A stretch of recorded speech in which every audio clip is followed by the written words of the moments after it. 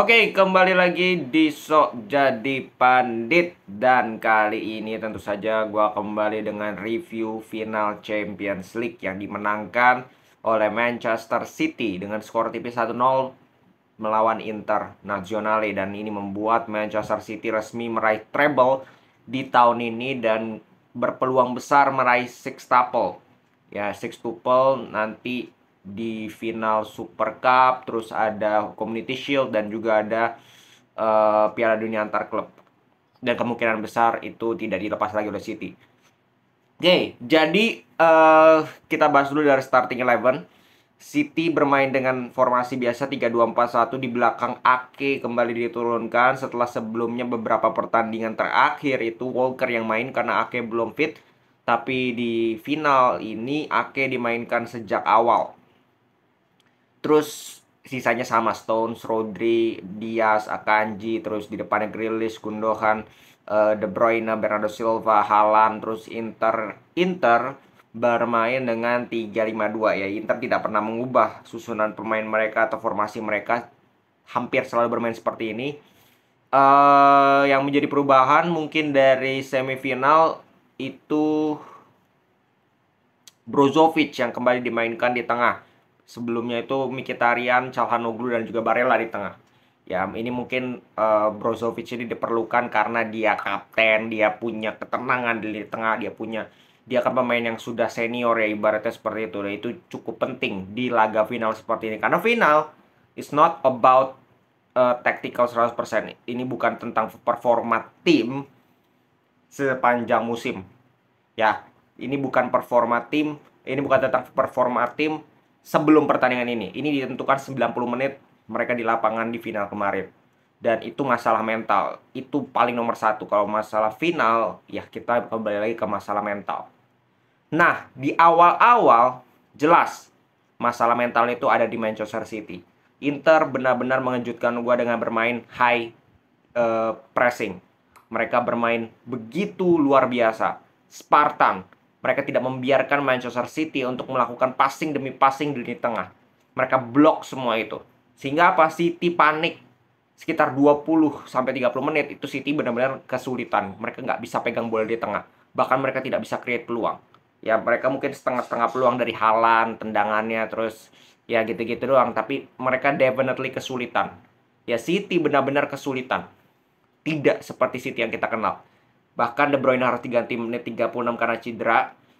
Dan sorry itu Kevin De Bruyne 36 menit dia main, itu juga nggak perform sama sekali. Dan every player dari Manchester City itu ngedrop. Bener-bener buruk mainnya. Stones, Rodri, peran dua anchor ini sering salah passing.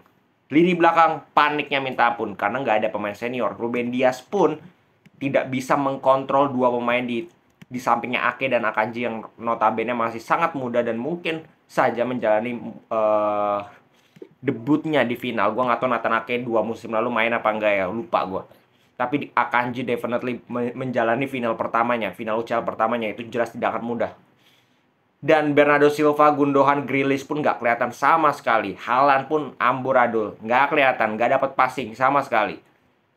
Sedangkan Inter, mereka benar-benar menyulitkan City untuk meng-create peluang, menguasai pertandingan, dan mereka berhasil. Tapi apa yang mereka gagal? Mereka gagal membuat peluang. Sama sekali mereka tidak create juga peluang. Jadi, ibaratnya mereka hanya, ya, berusaha membuat City tidak nyaman dalam megang bola aja. Dan mereka berhasil sih dalam hal itu. Tapi yang mereka tidak upayakan adalah mencuri gol cepat atau mencuri gol ya dari City. Kalau mereka bisa mencuri gol minimal 1 gol, itu akan membuat strategi mereka yang hanya merusak itu akan berjalan dengan sangat efektif. Karena mereka akan memenangkan pertandingan pada akhirnya. Tapi kan kalau mereka tidak bisa cetak gol juga, ya sama aja. Mereka mengganggu ya, hanya sekedar mengganggu. Ujung-ujungnya ada 1-2 momen di mana mereka terpaksa untuk lebih mundur. Dan itu terjadi di babak kedua di menit 60-an. Ya, di mana mereka dipaksa mengumpul di kotak penalti dan City memanfaatkan itu menjadi gol dari Rodri. Sebelumnya Rodri juga nggak kelihatan. Ya, jadi setelah itu Inter lebih bermain frontal. Ya, kembali ke Inter yang kita lihat di Serie A, kita di semifinal Champions League, di mana mereka bermain very direct. Sebelumnya mereka sering delay. Dan itu feeling gue ya jelas seperti tadi gue bilang, mereka cuma mencegah City supaya tidak mencetak gol aja, tidak mencetak gol terlebih dahulu. Ternyata City mampu mencetak gol terlebih dahulu dibandingkan mereka, sehingga mau nggak mau mereka kembali dengan bermain long ball dan sebagainya, dan justru mereka mendapatkan peluang-peluang berbahaya pada saat mereka bermain seperti itu. Ada dua peluang dari Di Marco dan juga Lukaku. Ya, Lukaku satu heading di menit-menit terakhir dari depan gawang, headingnya itu masih bisa ke tengah, itu benar-benar parah ini pemain. Dan sebelumnya juga Di Marco ya kena mistar, terus dilanjutkan dengan the heading, masih ada Lukaku yang cosplay jadi backnya City. Itu kan peluang besar, dan ada beberapa kali setengah peluang dari Inter yang mereka dapatkan di babak kedua setelah Manchester City mencetak gol. Jadi menurut gue cukup sayang nih Inter ya, mereka hanya ngegas pada saat mereka tertinggal. Padahal City menurutku memainkan salah satu penampilan buruk musim ini di pertandingan final. Jadi ibaratnya City bermain jelek, Inter bermain bagus. Tapi itu pun City masih bisa menang. Ini kan menunjukkan apa? Perbedaan level dari kedua tim ini.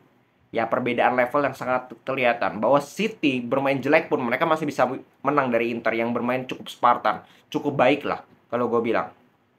Apalagi kalau City bermain bagus. Wah, selesai. Jadi, sampai menit-menit terakhir pun dapat peluang-peluang nyaris-nyaris dari Inter, nggak ada gol yang mereka mampu ciptakan. Dan ya kalau dilihat dari keseluruhan match, bukan hanya dari 20 menit terakhir di mana Inter lebih ngegas, ya City layak untuk menjadi juara. Ya walaupun mereka bermain di bawah ekspektasi gue, tapi mereka layak menjadi juara. Mereka bermain ya lebih baik dibandingkan Inter. Terutama sebelum 20 menit terakhir. 20 menit terakhir mereka lebih mundur, mereka lebih memutuskan untuk mencari aman aja. Mereka hanya mendapatkan satu peluang besar dari Foden di menit babak kedua, menit 70-an, yang dia tendangannya masih lerek ke bawah yang mudah ditangkap oleh Onana, sorry. Sisanya nggak dapat peluang juga. Jadi kesimpulannya apa? City layak juara, tapi menjadi catatan juga bahwa performanya City itu, pemainnya itu amburadul di final. Menurut gue ya, ini yang lumayan itu ya mungkin Stones. Sisanya itu ya so. Di belakang itu Akanji itu benar-benar bikin deg-degan di babak kedua terutama.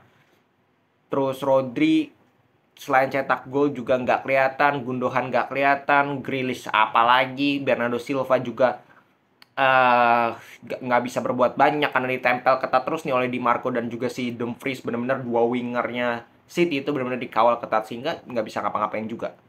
Ya, jadi sekali lagi selamat untuk Manchester City, kalian layak juara, dan ini menjadi prestasi juga untuk Pep ya sebagai pelatih.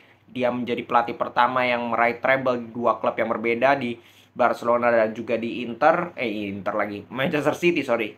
Dan kemungkinan menjadi pelatih pertama juga yang meraih sextuple di dua klub yang berbeda. Itu prestasi menurut gue yang sangat amat luar biasa untuk seorang pelatih terbaik di dunia, yaitu Pep Guardiola.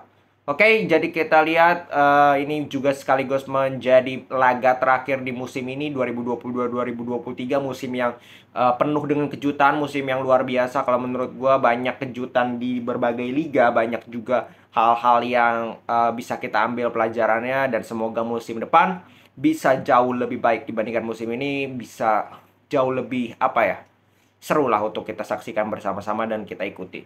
Oke, segitu dulu pembahasan kali ini. Kita akan kembali di season selanjutnya. Salam sepak bola.